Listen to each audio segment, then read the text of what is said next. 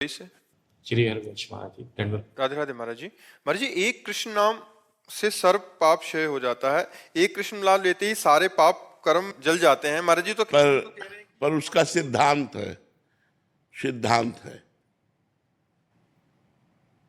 जो पुरानी मोटर होती है वो एक बार में स्टार्ट नहीं होती, नहीं, ढर ढर ढर, फिर किसी गर्म होते होते किसी उसमें स्टार्ट हो जाती।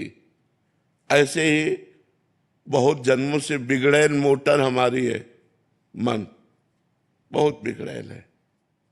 एक बार जो नाम लिए हित सो होए अति दीन, शर्त है एक बार में।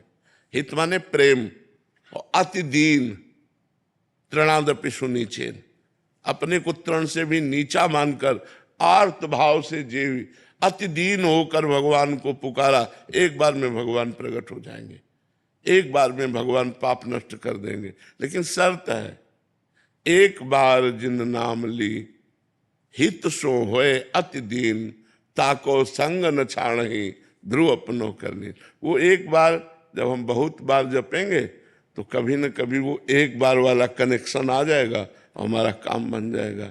एक कृष्ण नाम से सर्व पाप नष्ट हो जाते हैं। लेकिन वो नाम पुकारने की जो पद्धति है वो हमारे अंदर नहीं है। दीन होकर आर्त भाव से एकाग्रता पूर्वक ये जब आ जाएगी तो एक नाम चमत्कार दिखा देगा, भगवान के नाम की महिमा।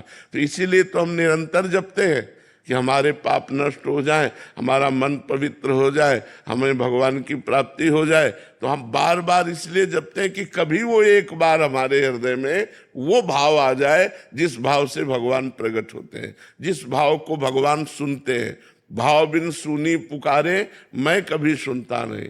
जो भाव के बिना नाम जप किया जाता है उसका फल मिलेगा कि भाव आएगा, लेकिन भाव से भगवान की प्राप्ति होती है। तो हमारे अंदर तो अभी देह भाव है, भोग भाव है, जगत भाव है, अभी भगवत भाव थोड़ी है। तो भगवत भाव से युक्त होकर प्रेम में डूबकर अति दैन्य भाव आर्त भाव से जपो तो एक नाम से सारे पाप नष्ट हो जाते हैं। भगवान वृंदावन में वास का कोई सरल उपाय? लाडली जू की कृपा, जिनको वृंदा विपिन है कृपा तिन्हि की होए, वृंदावन में तमें तो रहन पाए सोए। रोजाना निवेदन कर रहे हैं आप? निवेदन एक अलग चीज होती है बच्चा, और आर्त भाव से रोना एक अलग चीज होता है। हम जब काशी से आए तो वृंदावन में हमारा कोई परिचय तो था नहीं, तो एक संत से मिले तो उनसे कहा अगर हमें 3 दिन वृंदावन रहने को मिल जाए तो हम दर्शन कर लें। बिहारी जी के नाम सुना था, कहाँ है बिहारी जी कुछ पता नहीं। तो उन्होंने एक जगह हमको रखा और जब यहाँ दर्शन किया, रास और कथा सुनी। उस समय बड़े सिद्ध महापुरुष थे मथुरा दास जी, वो भक्तमाल की चर्चा करते थे, बड़े सिद्ध, वाणी से अमृत टपकता उनकी। अब तो मन रम गया, और जिस आश्रम में रखा वहाँ संत सेवा होती थी तो वहाँ हटाने का कोई नाम नहीं था। तो 2-3 महीने व्यतीत हो गए, लेकिन वहाँ वातावरण जो था वो आश्रम का था, और काशी में घाट में रहते एकांत वातावरण में, तो एकदम मन भागा कि एकांत मिलना चाहिए जिससे हम निरंतर भजन कर सकें। अब वहाँ एकांत तो हमारा कोई परिचय नहीं। तो मदन मोहन का टीला देखा है, इस टीले पे चढ़ करके एकांत में दोपहर के समय खूब रोए भगवान से आर्त भाव से।